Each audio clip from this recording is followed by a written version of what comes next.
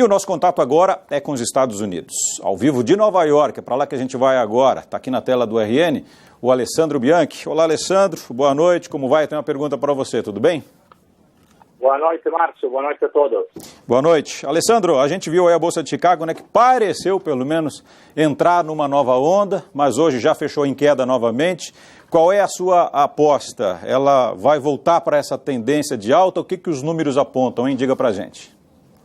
Então, Márcio, na real é o seguinte, o brasileiro tem que aproveitar esses momentos pontuais de alta para poder vender. Como você já sabe, acabou de comentar, agora está voltando para baixo. O ponto é o seguinte, que no final de abril o dólar valorizou respeito ao real, então tivemos esse evento pontual, mas se a gente faz uma comparação, uma análise de mercado, a gente tem um preço médio do mês de abril que é o mínimo desde o julho de 2010, então estamos no mínimo de 7 anos. Por quê? Porque a gente, na real, é como uma balança, temos que analisar o cenário macroeconômico.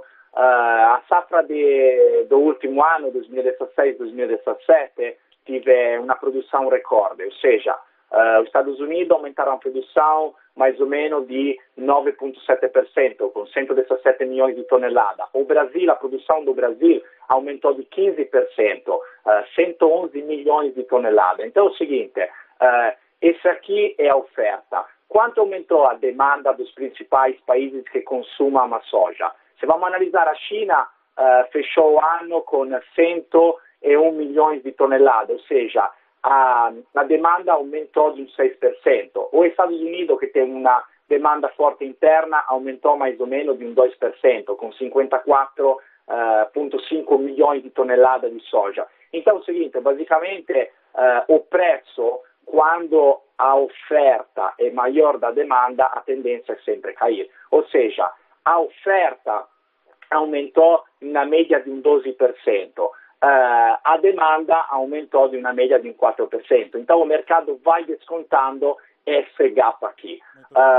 Per quanto olhamos o cenário, vamos analisar o cenário do Brasil, temos também que considerar o plano safra que vai vir nos próximos 2 anos. Muito bem. Ou seja, a tendência é que os juros vão também aumentar, vai ser o primeiro plano para o MAGGI, então temos que ter cuidado com toda a produção de grão, de soja, para ver se esse juro vai aumentando. Claro, se esse juro vai aumentando, vai prejudicar a produção brasileira. Perfeitamente. Bom, eu tenho um outro assunto para tratar com você, aí ao vivo de Nova York, que é sobre a questão do Departamento, né, de Agricultura dos Estados Unidos, que ganhou um novo secretário, é o Sonny Perdue. Ele foi confirmado aí pelo Senado americano para assumir o USDA. Ele é doutor, na verdade, em medicina veterinária, tem convicções nacionalistas, foi o nome aí com menor rejeição do agronegócio americano.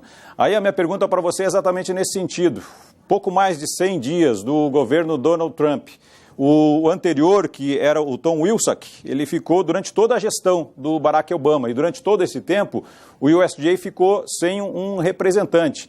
Isso tem algum saldo, seja ele negativo ou positivo, a partir de agora, já que depois de 3 meses de governo, na verdade, é que o novo presidente dos Estados Unidos resolve colocar alguém à frente do USDA, um dos maiores e importantes setores aí da economia americana? Então, assim, Márcio, na real isso aqui é bom para o Brasil, porque o Brasil pode aproveitar desse momento do mercado, pode aproveitar para fortalecer o relacionamento com a China. O negócio é o seguinte, se a gente analisa a produção de milho, trigo, soja, para os Estados Unidos, comparado à produção mundial, é muito.